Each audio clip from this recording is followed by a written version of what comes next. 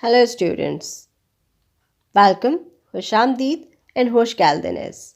Today, we are going to proceed the same discussion on the historical journey of English drama.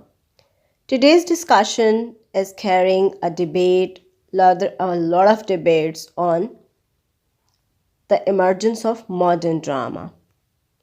Modern drama can be taken as the renaissance of English drama. How?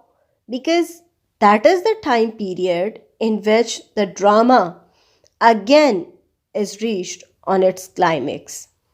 But there there is not only a few names like Marlowe and Shakespeare, as we find in Renaissance. In the modern time period, there are a lot of people, not only people, but there are a lot of philosophies that are covering the whole scenario of English drama.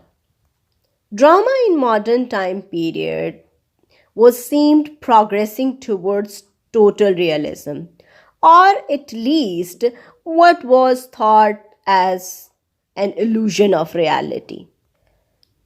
The modern drama is flourished at the hands of avant-gardians.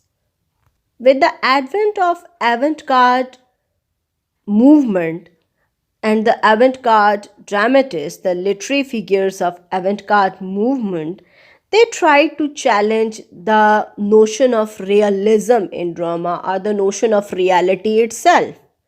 So they tried to erupt the the concept of realism with a lot of isms. So modern drama is marked by a lot of isms. The first attack was made on the realist theater, and the realist theater was tried to be replaced with the naturalistic theater. Rather, we can better say that realism was replaced by naturalism. Naturalism as was emerged as a reaction against realism in the modern time period under the umbrella of avant-gardians. Modern drama or modernism is marked by a lot of movements and literary forces, and those literary forces on that time were actually pulling and pushing drama in order to reshape it. That's why we find a lot of theaters and a lot of types of dramas and a lot of movements that are covering not only drama but many other genres of English literature in the modern time period. So let's discuss how realism in the drama was replaced by naturalism. Well, realism in drama was first replaced by naturalism, not in England, but the anti-realist drama was first produced in Germany. And that drama, that theater in Germany was produced by Richard Wagner. Now, let's come to the major debate that realism was replaced with naturalism in modern drama. As we already know that in modern time period, in modernism, modern drama is covered with a lot of isms. This is the blessing of avant-gardians as well as the influence of world wars, and then there are multiple factors that have caused this kind of the emergence of new isms.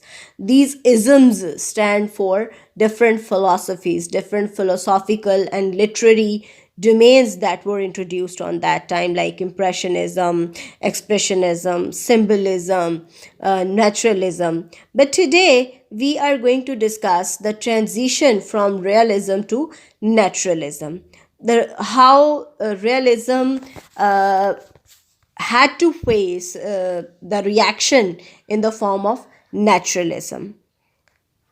Naturalism is actually a theory that is derived from Darwinian theory of the survival of fittest. Naturalism as a theory in literature stands for that the environment and heredity determine the character of a person. Then, from naturalism, with the extension of this very perspective of naturalism, there emerged a new concept, that was the concept of social Darwinism.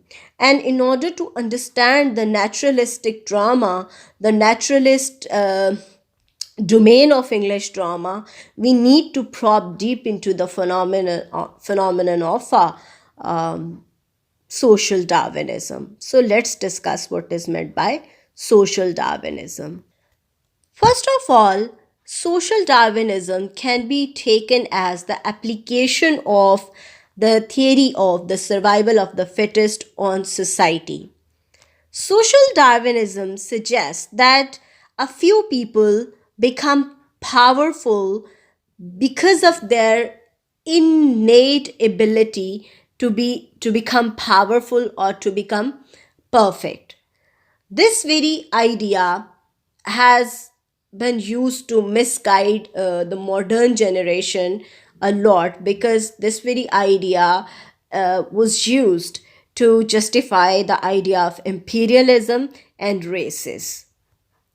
Social Darwinism is a theory that is loosely based on, or that loosely takes origin from a lot of the theories of modern time period, but it is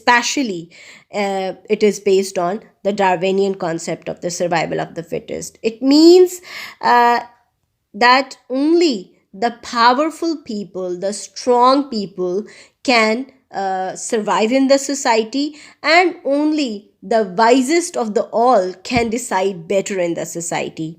Well, we have a lot of examples of the plays in English literature that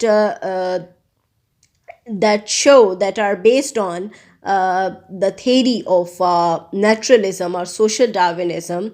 To me, I'm going to discuss one play, or at least I'm trying to provide reference from that play. That is The Cherry Orchard by Anton Chekhov. In that very play, you can find the element of naturalism, that is, the effect of environment and heredity on the character. A few characters that were taking influence from the changing time period, they have become more and more powerful, and the other ones that were in the under the effects of heredity, they were unable to decide and they were unable to change. That's why they had to lose their property, and time is a very tyrannic feature of that trauma that had just taken up the power from those people, and that handed over the power